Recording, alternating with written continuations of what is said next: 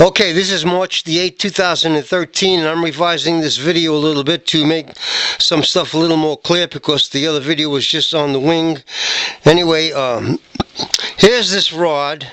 It's stainless steel rod, and I soldered it in, well, I welded it into that 3/8 bolt as a drawbar.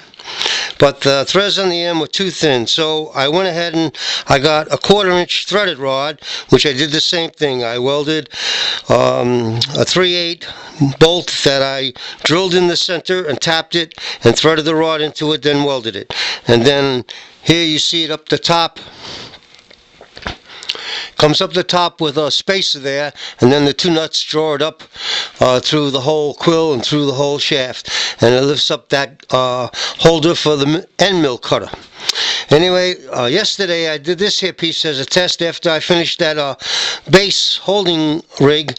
I put the clamps on it, and I put it's a 1/2-inch stainless steel, well, it's not stainless steel, it's cold rolled, and then I ran the end mill through it to make a slot, and then I ran the dovetail through it to make a groove, and that holds the front sight for a rifle. Anyway, all the other parts are well, I'm not going to do it that way.